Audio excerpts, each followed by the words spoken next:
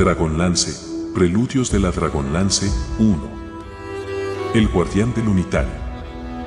Paul B. Thompson y Antonia R. Carter.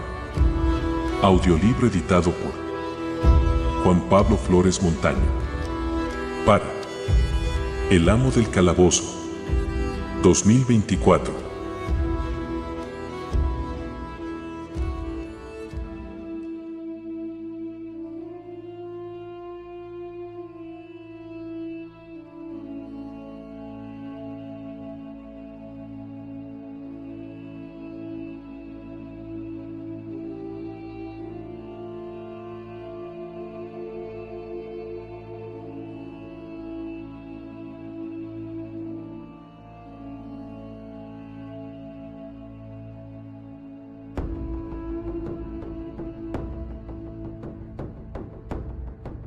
Décima tercera parte.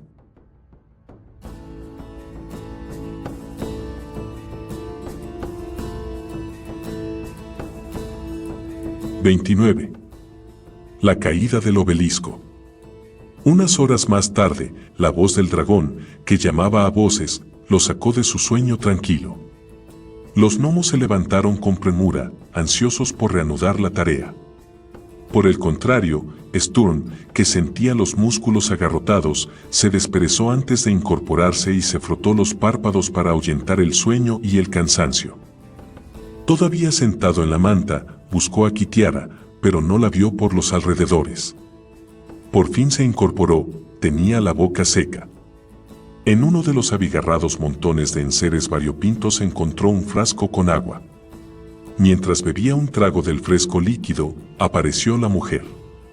La guerrera arrojó a un lado el serrucho que traía en la mano. ¿Qué demonios gritaba esa bestia? No entendí lo que decía, inquirió. ¿Quiere que procedamos con la demolición? Estupendo. Estoy lista. Los hombrecillos recogieron todos los recipientes de cristal y loza que encontraron para transportar el vitriolo que verterían en las junturas de plomo. Se pusieron en fila, con las jarras y vasijas asidas como espadas, y aguardaron circunspectos, cual soldados prestos a entrar en combate. Kitiara, burlona, los saludó firme y les dijo que su momento de gloria había llegado. Luego, acompañada por Sturm, se dirigió al interior de la torre. Cupelix los esperaba muy excitado y se removía inquieto sobre una y otra pata alternativamente. Su voz también denotaba su ansiedad. Todos mis libros y manuscritos están a salvo. Los micones se han encargado de ponerlos a buen recaudo en un rincón seguro de las cavernas. No había razón para demorar por más tiempo la última fase del rescate, así que el dragón se aproximó al agujero. Entrar por él no resultaría una tarea fácil ya que su enorme corpachón igualaba el contorno. Cupelix enroscó de manera apretada la cola contra el pecho y empezó a introducirse por el triangular hueco. Mete ahora las alas. Ciérralas más. Eso es, lo instruyó Sturm. Por fortuna, soy un ejemplar muy esbelto, comentó el dragón con cierta sorna. Tras unos cuantos esfuerzos, logró por fin pasar a través de la abertura y solo su cabeza asomó sobre el pavimento. Miró a su alrededor y esbozó un comentario. Creo que voy a echar de menos este sitio. Vamos, muévete. Lo urgió Kitiara. La cabeza del dragón se hundió. Cupelix cayó a plomo 12 metros antes de tener oportunidad de abrir las alas para frenar la caída. El impacto del golpe, cuando se precipitó sobre el suelo de la caverna, sacudió la estructura del obelisco hasta los cimientos. Para el dragón, sin embargo, aquello no representó más que una pequeña voltereta y su voz telepática llegó a los humanos advirtiéndoles que se encontraba bien y que podían iniciar los trabajos. Sturm y Kitiara salieron al exterior. Cupelix está a cubierto, avisó el caballero al jefe de los gnomos. Tartajo se llevó 2 dedos a la boca y emitió un penetrante silbido. Comenzad con el vertido, gritó. Sus compañeros, repartidos a intervalos regulares en la plataforma más alta de los 3 andamiajes, aplicaron el vitriolo en las oscuras franjas de plomo. Al momento, de las paredes emanaron unas volutas de vapores nocivos, y los hombrecillos comenzaron a toser, a excepción de Bramante y Remiendos, que se habían fabricado un filtro buconasal para emanaciones cáusticas. Fase 2. A cualquier observador avispado no le habría pasado desapercibido que los tales filtros estaban elaborados con unos viejos pañuelos y un par de tirantes. Acabada la primera hilera, Tartajo voceó: «Bien. Descended al siguiente nivel e impregnad esa franja». Los gnomos bajaron primero las improvisadas retortas a la plataforma inferior. Chispa se descolgó entre el intrincado repertorio de cuerdas y tablones y, al posar el pie en la madera, dio una patada al recipiente.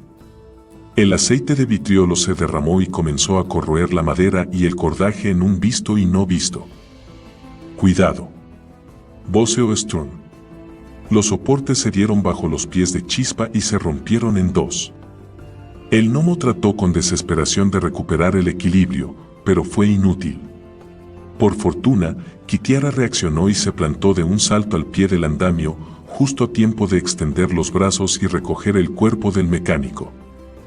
«Te estoy muy agradecido», dijo Chispa. «Sin duda». Entretanto, las paredes del obelisco soltaban nubes de vapor, bajo las que se percibían unos regueros negruzcos que chorreaban por el mármol allí donde el vitriolo había licuado el plomo. El corrosivo fluido penetraba con perseverante eficacia en las uniones, por lo que, media hora después de comenzada la operación, los gnomos ya habían bajado a la cuarta plataforma. Sturm, que observaba con interés la reacción de la estructura, hizo un comentario. «Parece que sí, que lo diluye, sin embargo, no da la impresión de que afecte al conjunto». «El efecto es acumulativo», explicó Tartajo. «Sin el soporte de las uniones, cada bloque cederá bajo el peso de los que tiene encima. Para cuando hayamos alcanzado el nivel del suelo, toda la estructura se habrá desviado de la vertical al menos 1 metro. La cuarta pared no soportará la fuerte tensión de un desequilibrio tan acusado y el obelisco se desplomará». Con lentitud, el púrpura oscuro del cielo fue clareando hasta adoptar un profundo rosado. Sturm frunció el entrecejo. «Pronto saldrá el sol. ¿Afectarán las descargas el proceso?». «¿Cómo no?». La voz de la mujer sonó tensa. «Lo más probable es que la torre se nos venga encima». Se acercó en un par de zancadas al pie del andamio y apremió a voces: «Daos prisa. Se acerca el amanecer». Como era de esperar por su condición de gnomos, el trabajo bajo la presión del inminente amanecer provocó accidentes que se sucedieron de forma continua. Quemaduras con vitriolo, caídas y esguinces de tobillo se multiplicaron como una plaga contagiosa. Las estrellas se difuminaron en un cielo cada vez más claro. Los habituales trazos brillantes de los meteoros recorrieron fugaces el horizonte de un extremo al otro y, al instante, la profunda quietud se rompió por una vibración en el aire que solo fue perceptible a Kitiara. «Fuera de ahí. Rápido», vociferó. Los gnomos saltaron de los andamios como ratones que escapan de un edificio en llamas. Las vigas crujieron y se resquebrajaron al empaparse de vitriolo derramado. Una espesa capa de grisáceos vapores nocivos velaba todo el tercio inferior del obelisco. «Corred», gritó Sturm. «Corred tan lejos y tan rápido como podáis». El caballero levantó en volandas al regordete y lento carcoma y se lo echó al hombro. Kitiara se ocupó de Bramante y Chispa, los últimos en abandonar el andamiaje. Corrieron hacia donde se encontraba el Señor de las Nubes, tras el costado de la torre cuya pared no había sufrido la mordedura del vitriolo. Dejaron atrás la nave y ya alcanzaban la zona donde el terreno iniciaba su suave ascenso hacia los lejanos farallones, cuando se produjo un horrendo sonido rechinante que sobrepasó el estruendo de la primera descarga de energía. El valle retumbó. Chispa, a pesar de su incómoda posición bajo el brazo de Kitiara, volvió la cabeza hacia atrás. «Los bloques están cediendo», exclamó con regocijo. Todos frenaron su alocada carrera y miraron hacia atrás. Sus ojos se quedaron prendidos en el extraordinario evento que se desarrollaba. Unas descargas de rayos azulados zigzaguearon restallantes desde el pináculo del obelisco, pero no alcanzaron los distantes taludes que abrazaban el valle, sino que se descargaron sobre el seco terreno, a 100 metros de la base del monumento. El obelisco presentaba una inclinación perceptible. Bloques enteros se hundieron en el suelo. Por un instante, pareció que la descomunal aguja resistiría la pérdida de aquellos bloques, pero el peso de las secciones superiores fue más de lo que pudo aguantar la debilitada base. El gigante pétreo de 150 metros de alto comenzó a inclinarse de manera lenta e inexorable. El mármol se resquebrajó bajo la desmesurada presión. El pináculo se desprendió de la estructura cuando ésta todavía estaba a medio camino del suelo y, al desplomarse, levantó el fragor de 100 truenos. Bloques enteros de 4 metros por 2 y 90 centímetros de grosor se precipitaron sobre el terreno esponjoso que se abrió en profundos cráteres. El obelisco se derrumbó como un árbol talado, secciones de varias toneladas de peso se desgajaron unas de otras en medio de atronadores crujidos. El remate en forma de pirámide centelleó y una miríada de chispas blancas y azules lo adornaron con una efímera corona. Un resplandor fantasmagórico, como un fuego fatuo, se alzó sobre la henchida nube de polvo, mudo testigo de la caída del gigante, y luego se disipó. El sordo retumbar se desvaneció. Un profundo silencio cayó sobre el valle. «Dioses», musitó Tartajo con solemnidad. «Funcionó», dijo Alerón. «En verdad, sí», susurró Remiendos. De pronto, Kitiara irrumpió en un largo y estridente grito de victoria al tiempo que daba saltos de alegría. «¡Lo conseguimos! ¡Lo conseguimos!». Stone se sorprendió a sí mismo, sonreía de oreja a oreja, satisfecho. No obstante, a medida que se acercaron al derrumbado coloso, un reverente silencio se adueñó de los componentes del grupo. Los inmensos bloques de mármol yacían erectos, un tercio de su volumen hundido en el suelo. Stone los contempló maravillado. La peculiar estructura del obelisco todavía era reconocible. El caballero escaló unos bloques apilados cerca de la, hasta entonces, base de la torre.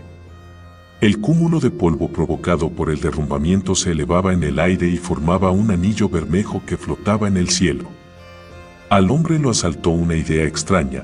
¿Podrían los astrónomos de KRYNN percibir aquel anillo de polvo? La peculiar corona se extendía kilómetros y kilómetros, y su color era más oscuro que el de la superficie de la luna. Y, si los astrólogos lo vislumbraban, plantearían teorías, pronunciarían eruditos discursos sobre la causa y el significado del evento. Todo el grupo se reunió en la base del obelisco.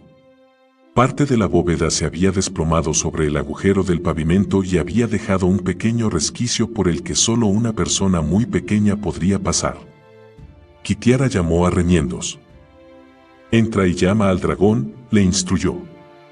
«Comprueba que se encuentre bien. He tratado de comunicarme con él, pero no me ha contestado». Remiendos se apresuró a meterse bajo la arqueada piedra y, como respuesta a su llamada, todos percibieron un telepático «Victoria». «Está vivo», proclamó Tartajo ante la evidencia. «Retiremos todas estas piedras», dijo Stone. «Apártate, pequeño Remiendos. Voy a salir». El joven gnomo escapó a gatas de la bóveda, y todo el grupo retrocedió. La masa de bloques saltó por el aire y Cupelix emergió, el ancho rostro iluminado por una radiante sonrisa, los enormes dientes centelleaban. El dragón echó la cabeza hacia atrás y una profunda inspiración ensanchó su pecho. «Regocijaos, amigos mortales. Soy libre». «No te ha sido difícil levantar esos bloques de piedra», comentó Kitiara. «Así es, mi querida Kit. Al romperse la estructura, también quedó roto el hechizo restrictivo». Cupelix respiró hondo y absorbió la tibia brisa con anhelantes boqueadas. «Qué dulce es el primer aliento en libertad, ¿no os parece?». Tras los primeros minutos de regocijo, nadie sabía muy bien qué hacer a continuación. Tartajo, con expresión meditabunda, propuso algo. Supongo que deberíamos iniciar los preparativos para nuestra marcha. Es decir, suponiendo que el Señor de las Nubes se eleve solo con la bolsa de gas etéreo. Lo hará, afirmó con rotundidad Kitiara. Sturm le dirigió una mirada interrogante, a lo que la mujer respondió con una sonrisa propia de la Kit de antaño. Kupelix extendió las alas. En el cerrado confinamiento del obelisco, jamás las habría desplegado en toda su magnificencia y ahora, al contemplarlas, emitió un gruñido de satisfacción. El dragón se elevó en el aire con un poderoso impulso y, con un aleteo pausado, exuberante, ganó altura. Giró, planeó, se cernió sobre el grupo, colgado inmóvil en el aire, las alas henchidas por las corrientes de aire. Llegó a tanta altura que se redujo a un punto dorado en el cielo y después cayó en picado, con un salvaje abandono.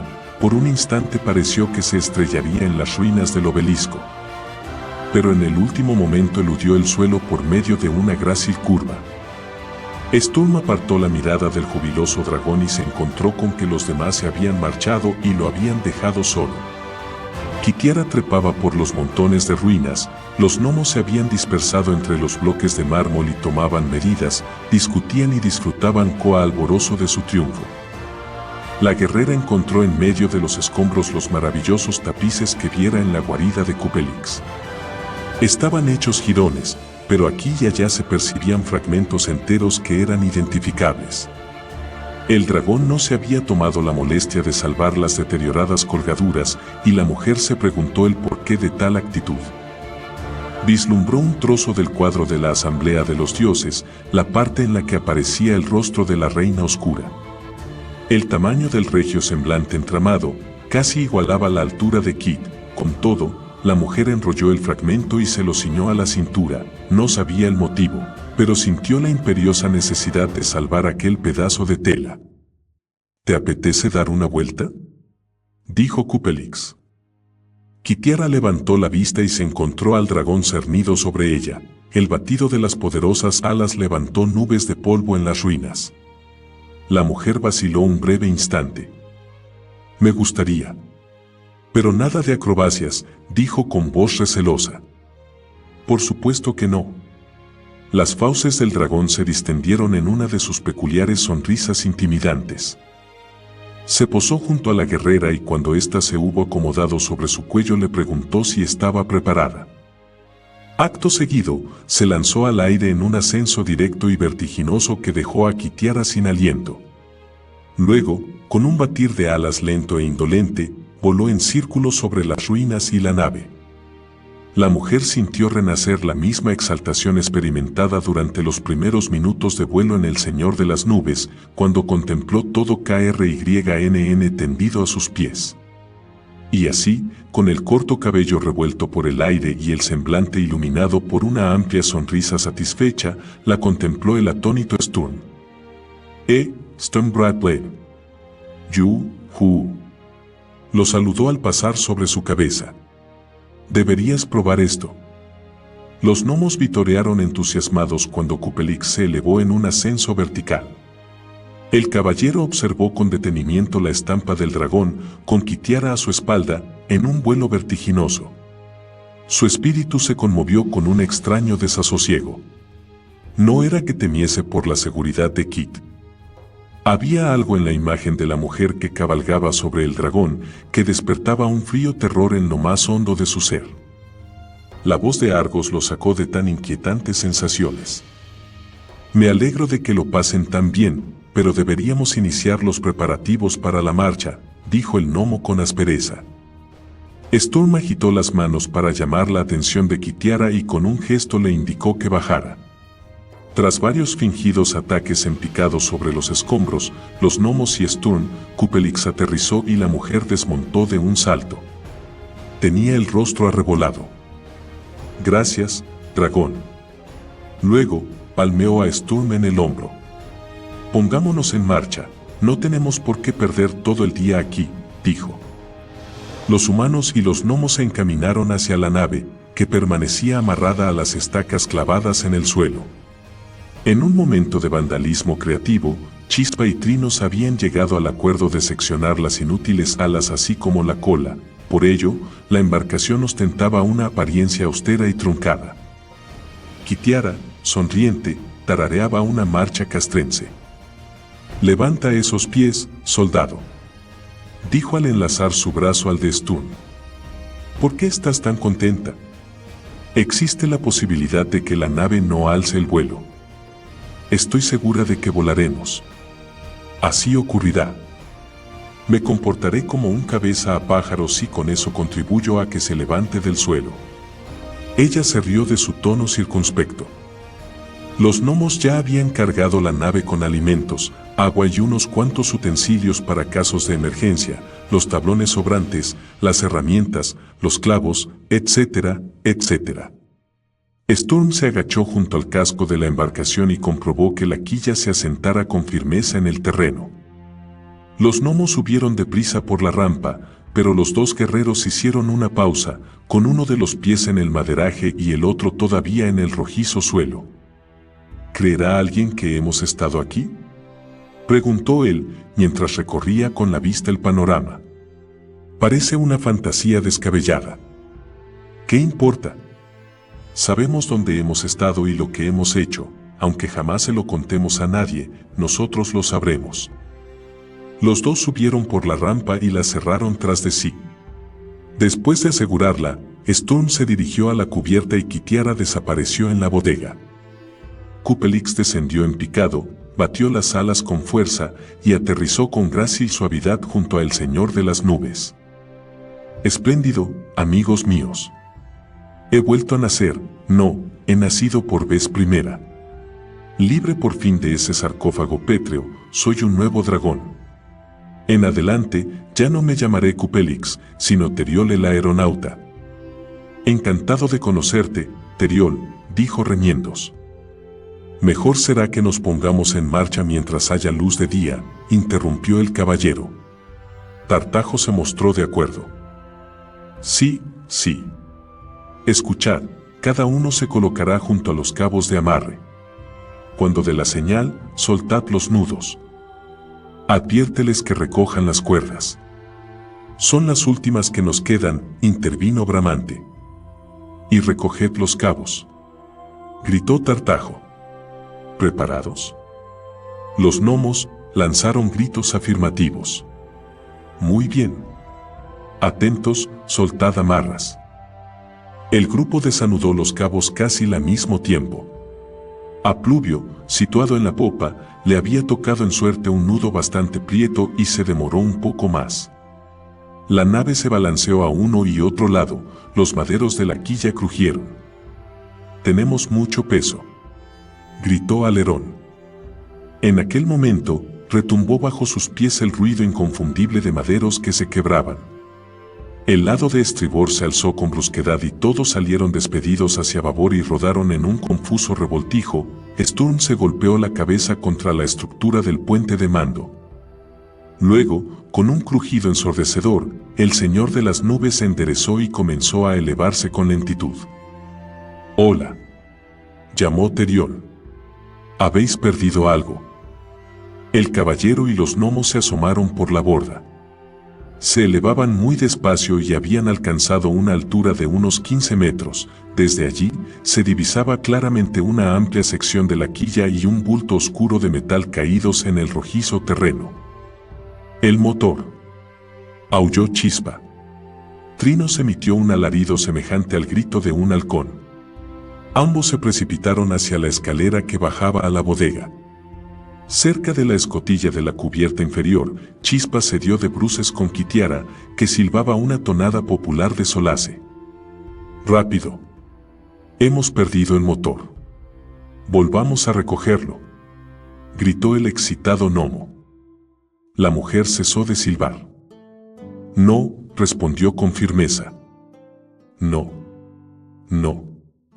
Desconozco todo lo relacionado con la navegación aérea, no obstante, sí sabía que la nave tenía demasiado peso para elevarse. En consecuencia, tomé las medidas oportunas para aligerarla de cualquier carga superflua». «¿Cómo lo hiciste?», inquirió Sturm. Cerré los maderos alrededor del motor. No es justo. No hay derecho. Protestó Chispa, que parpadeó para librarse de las ardientes lágrimas. Trinos emitió sonidos que expresaban el mismo sentir. El caballero golpeó con suavidad los hombros de los gnomos. Tal vez no sea justo, pero no había otra solución. Construiréis otro motor en San Crist, los tranquilizó con voz serena. Tartajo y Alerón se dirigieron a la escalerilla. Más vale que inspeccionemos ese agujero. Cabe la posibilidad de que la quilla haya quedado seriamente dañada, por no mencionar el hueco abierto. Llamar hueco a aquello era subestimarlo.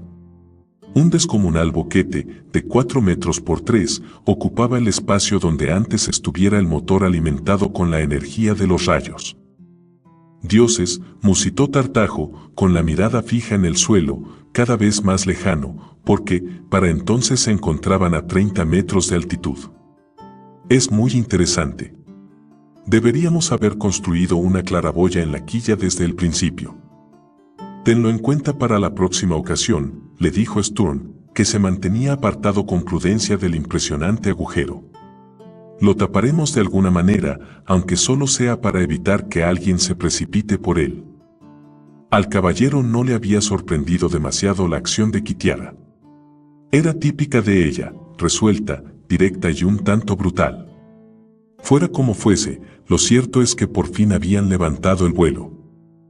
Las escamas broncíneas de Teriol centellearon al pasar bajo la nave. El dragón se elevaba en espiral y batía las alas sin prisas. El señor de las nubes se dirigió con lentitud rumbo al oeste, el obelisco poco a poco quedó atrás.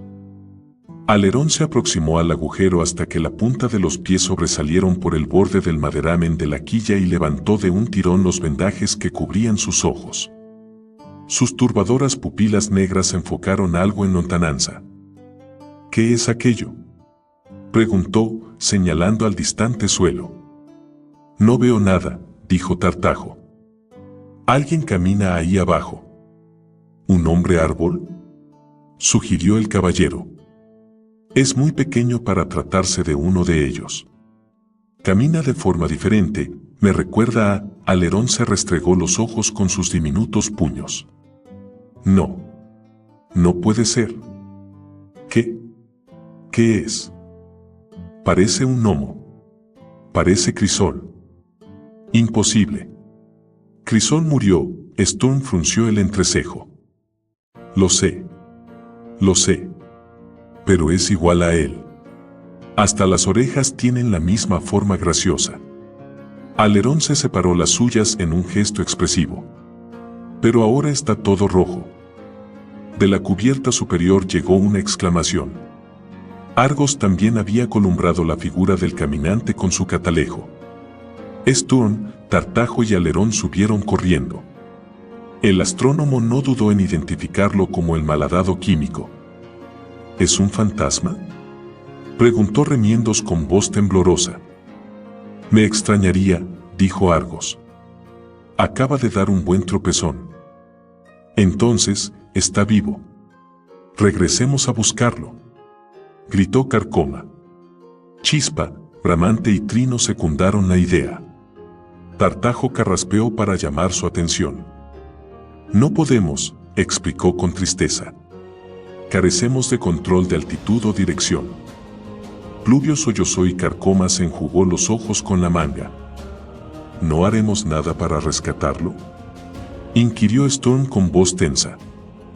Justo en aquel momento, Teriol pasó como un meteoro por el lado de babor, hizo un brusco giro y cruzó por encima de la bolsa de gas. Todos los ocupantes del Señor de las Nubes percibieron con nitidez sus telepáticos gritos de satisfacción. El dragón lo recogerá, exclamó Pluvio. Sí que podría, Kitiara se mostró de acuerdo. Tú eres su preferida. Pídeselo, propuso Carcoma. La figura broncínea pasó zumbando como una flecha por estribor. El remolino de aire creado por las inmensas alas zarandeó la nave en deriva.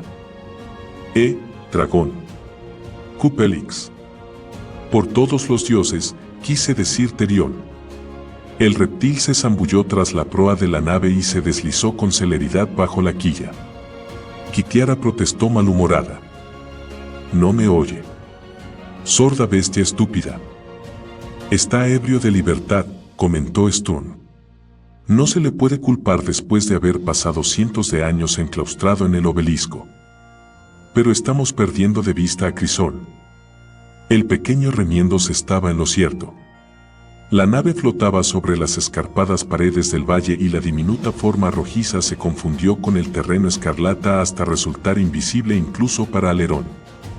Los gnomos miraban en silencio mientras el señor de las nubes se alejaba más y más de su amigo, al que habían perdido por segunda vez. En medio de ahogados sollozos, Carcoma se apartó del grupo y bajó a la cubierta inferior.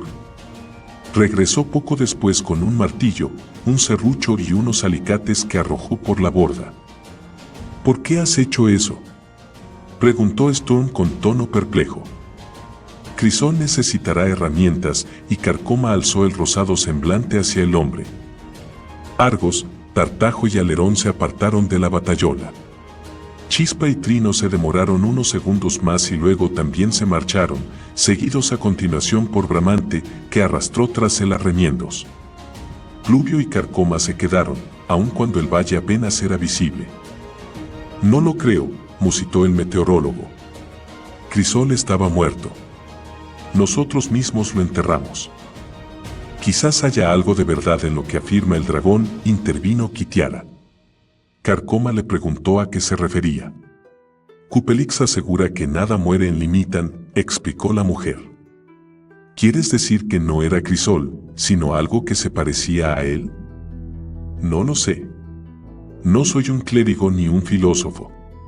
Hasta en KRYNN corren historias de muertos que caminan. Con la magia exuberante del Unitari, no sería extraño que Crisol hubiese regresado. Nadie fue capaz de refutar su suposición. La guerrera contuvo un escalofrío, se subió el cuello de la capa y se dirigió a la cubierta inferior. Pluvio y Carcoma se quedaron solos junto a la batallola.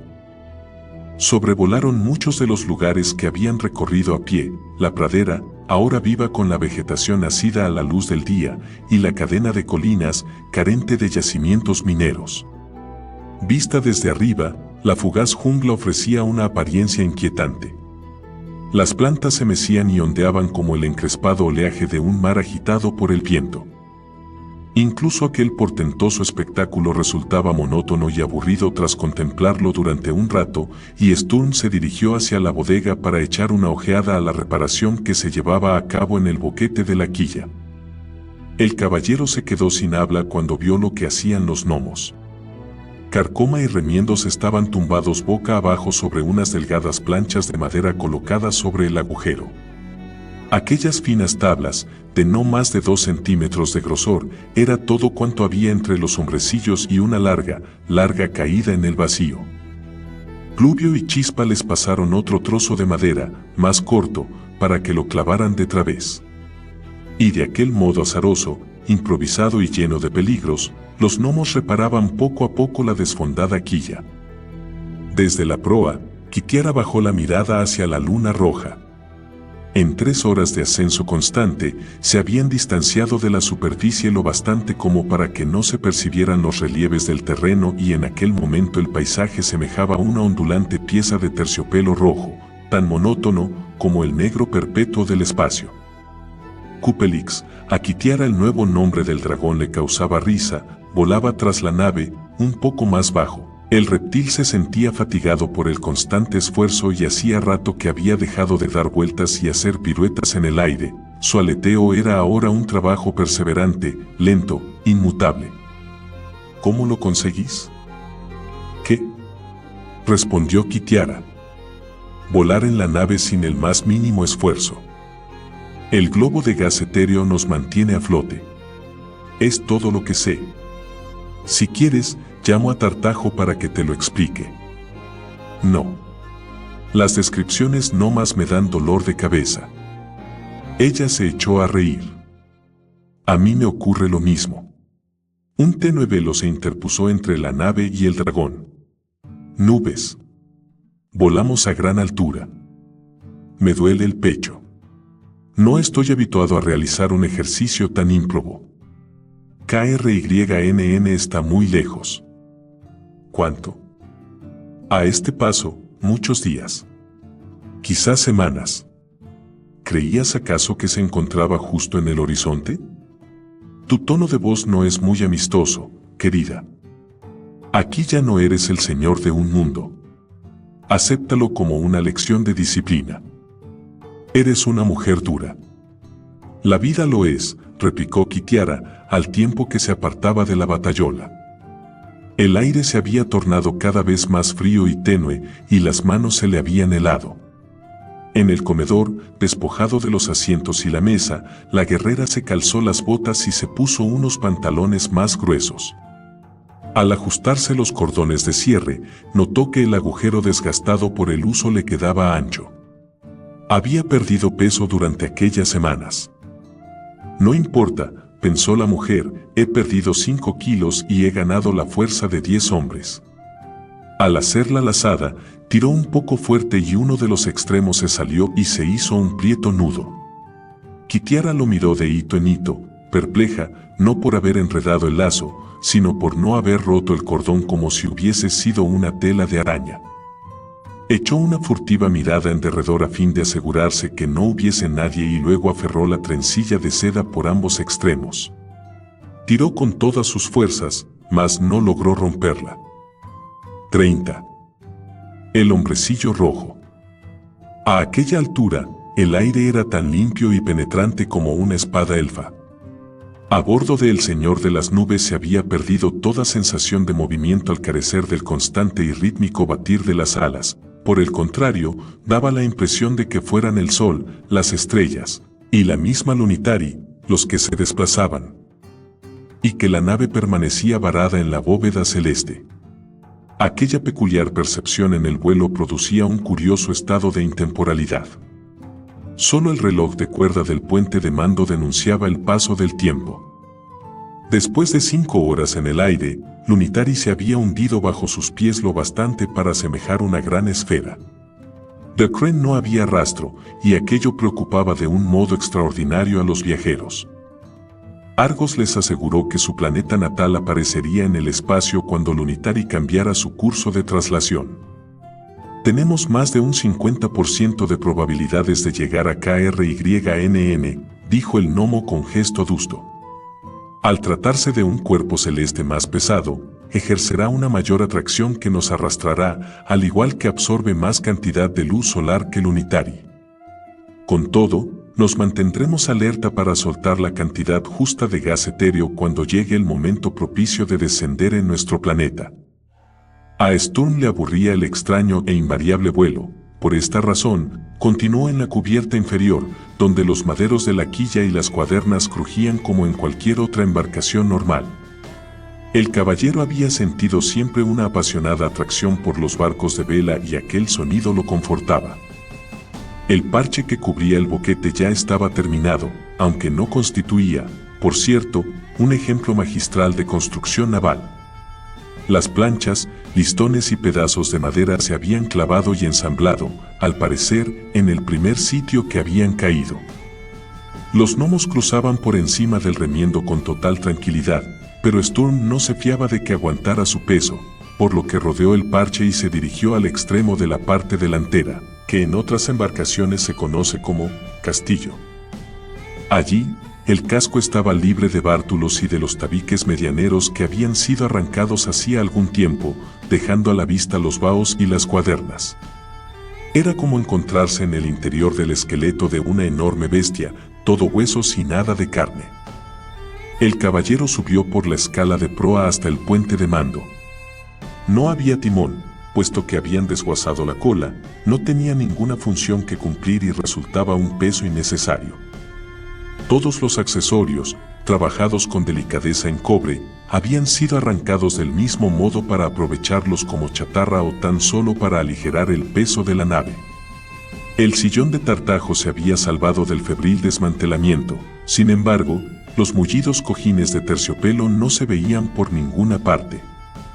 Kitiara estaba allí, sentada en el suelo, con la mirada perdida en la nada que asomaba por los ventanales. ¿Estás enferma, Kit? ¿Lo parezco? No. Storm se sentó frente a ella. La guerrera apartó la mirada y comenzó a juguetear con aire distraído con los cordones de los pantalones. Storm, ¿todavía tienes visiones?, dijo al cabo de un momento. No. Hace algún tiempo que han desaparecido. ¿Las recuerdas? Por supuesto. ¿Cuál fue la primera? Pues fue aquella que, cuando vi, la expresión tranquila del semblante de Storm se tornó perpleja. ¿Algo relacionado con mi padre? La frente del hombre se llenó de arrugas al tratar de rememorar la visión. ¿Y qué me dices de la última?, insistió Kitiara. Había un hechicero, creo. Él sacudió la cabeza. Lo hemos perdido. La voz de la mujer fue tenue. Se ha desvanecido el efecto que sobre cada uno de nosotros sobró la magia del Unitari. Tú has olvidado la naturaleza de las visiones. Y mi fuerza mengua por momentos. Mira. Kitiara asió su daga con ambas manos y presionó con los pulgares en la parte plana de la hoja. El delgado acero se dobló con dificultad hasta formar un ángulo obtuso. En mi opinión, eres muy fuerte, comentó Storm. Ayer habría partido en dos esta hoja con solo 2 dedos. La guerrera arrojó a un lado la daga con gesto irritado. Storm, por el contrario, parecía complacido y sus palabras lo confirmaron. Estamos mejor sin esas facultades. Es fácil de decir para ti. A mí me gustaba ser fuerte, poderosa. En cada generación han vivido y han muerto guerreros poderosos, los del pasado olvidados por los del presente y los del presente abocados a desvanecerse en la memoria del futuro. Es la integridad, no la ferocidad ni la astucia, lo que hace un héroe de un simple guerrero, Kit. Ella irguió los encorvados hombros y respondió con gran determinación. Estás equivocado, Storm. El éxito es lo único que perdura en el recuerdo. Lo que cuenta es triunfar, nada más.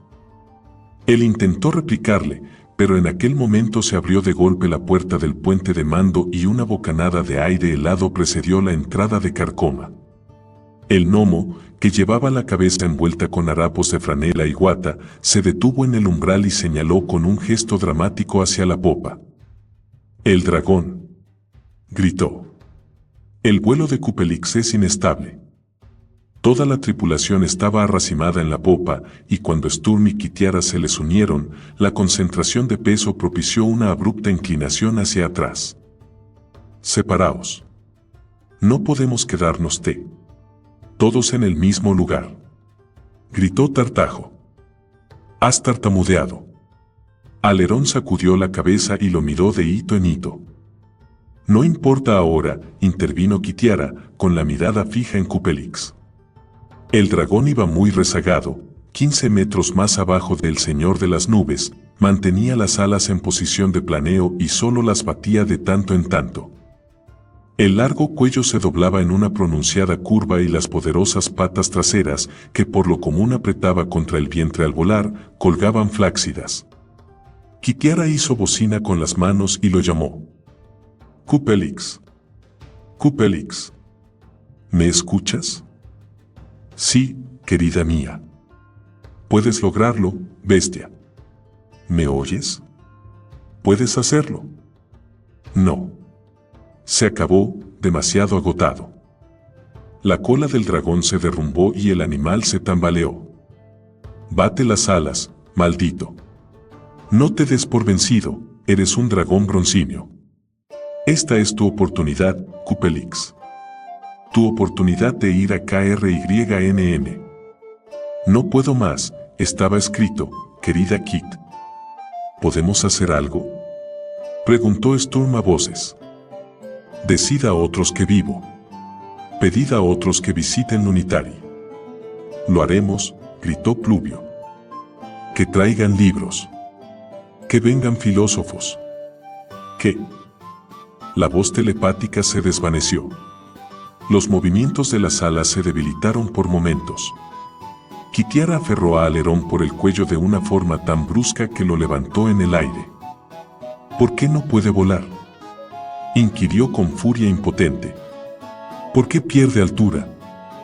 El aire es demasiado tenue y sus alas no son lo bastante grandes para soportar su peso a tanta altura. El gnomo estaba medio ahogado. Sturm forzó a la mujer a soltar su presa. Ella dejó a Alerón en el suelo y el gnomo emitió un ronco resuello. El señor de las nubes siguió elevándose porque contaba con 2 pares de alas y la bolsa de gas. Él no tiene ni lo uno ni lo otro, añadió el gnomo una vez recuperado. Adiós. Kitiara se abalanzó sobre la batayola. El astro carmesí se había reducido a un círculo del tamaño de un plato. En contraste con la esplendente luna, se perfilaba la oscura figura del dragón, una silueta atormentada. Cupelix, mal llamado Teriol, se precipitó en una horripilante caída a plomo. Alerón hizo un precipitado comentario sobre el frustrado vuelo del dragón. Los macizos músculos de la espalda del reptil se contraían por brutales calambres, las alas se retorcían con espasmos. Por fin, tras un colosal esfuerzo sin duda doloroso, el dragón recobró el equilibrio y redujo la velocidad del descenso. Tras él dejó una estela continua de escamas broncíneas, arrancadas por la terrible tarea realizada. Cupelix. No me dejes. Nuestro trato. Kitiara estaba desesperada. Estoy perdiendo la fuerza. ¿Me oyes? Te necesito, nuestros planes. Sturm la asió por los hombros y tiró de ella para apartarla de la batayola, pero los dedos de la mujer se aferraban, con todas sus fuerzas, a la suave madera, crispados como garfios. Adiós, querida Kit, fue lo último que oyeron antes de que el acariciante roce de la voz telepática del dragón se perdiera en el silencio. Argo subió al techo del puente y oteó la luna con su catalejo, pero no percibió nada. Adiós, dragón. Gritó y cerró con un golpe seco su telescopio, luego, bajó de nuevo a la cubierta.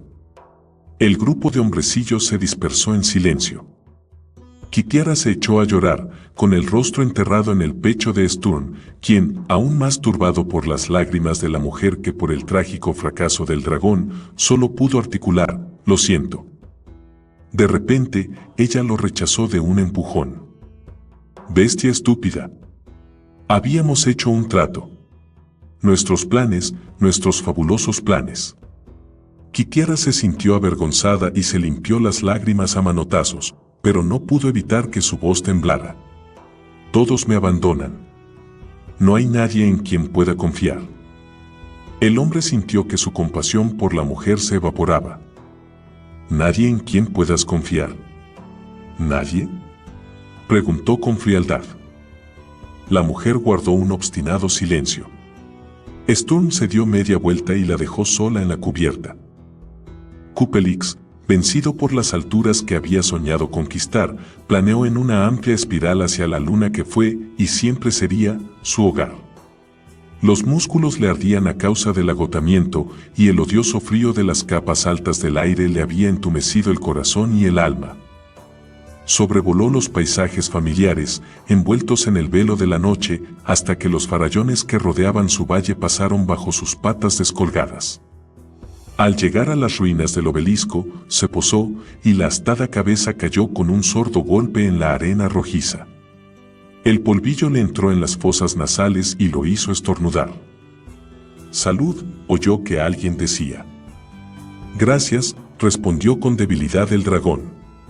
Un momento, ¿quién ha hablado? Una figura diminuta apareció tras uno de los montones de lastre dejados por los gnomos, con quienes guardaba cierta semejanza el pequeño personaje, con la diferencia de que este era barbilampiño y todo el piel, ojos, ropajes, rojo. «Fui yo», contestó la pequeña criatura. «Es el deseo que por lo general se expresa cuando alguien estornuda». «Ya lo sé», dijo impaciente el dragón, que se sentía demasiado agotado para resistir la dialéctica gnoma. «¿Quién eres?» «Tenía la esperanza de que me lo dijeses tú. Hace un día que desperté y vago desde entonces». Cupelix se levantó sobre sus patas traseras y plegó las alas con toda clase de cuidados, ya que tenía las articulaciones doloridas. Soltó un gemido siseante, más fuerte que el de 100 serpientes juntas. ¿Te duele?, le preguntó solícito el hombrecillo rojo. Mucho. He visto un frasco de linimento por ahí. Quizá te vendría bien un poco. El diminuto personaje se llevó los dedos a los labios y musitó. Aunque, no sé muy bien qué es un linimento. No importa, hombrecillo rojo. Haz el favor de ir a buscarlo. ¿Es ese mi nombre? Si te gusta, lo es. Parece muy apropiado, ¿verdad? El simpático personajillo se alejó al trote en busca del frasco del eficaz ungüento del Dr. Dedo. De pronto se detuvo y se giró. ¿Cómo te llamas?, inquirió. Cupelix. El dragón consideró su situación. Sí, estaba condenado a vivir en esta luna, pero, al menos, tenía con quien hablar. Bien mirado, las circunstancias no eran tan trágicas. Su voz resonó en el valle. Hombrecillo rojo. ¿Te apetece comer algo?